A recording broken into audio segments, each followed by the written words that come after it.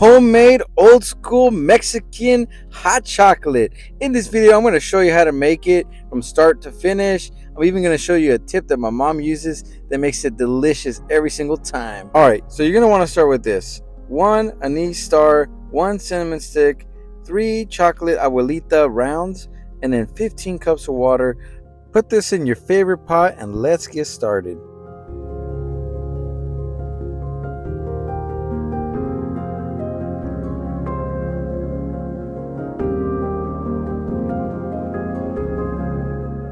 Next, you want to do this. You want to get 1 tablespoon of cornstarch, mix it with water, and go ahead and add it to your pot just to thicken it. This is why we put this in our hot chocolate, but we don't want it too thick. We don't want it to be like atole or nothing like that. We just want it a little thicker. We don't want it to taste or feel like water, okay?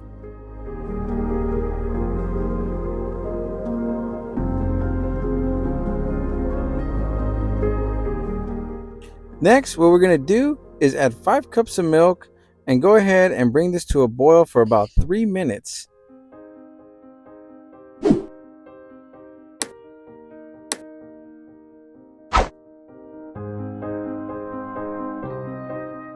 And now we're at the final adjustments, as we call it.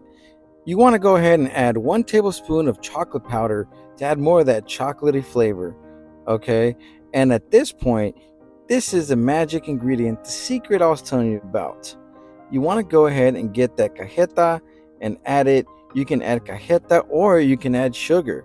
This will sweeten the hot chocolate, give it that rich flavor that everybody loves. Once you're here, you've made it. You can go ahead and make adjustments to your liking.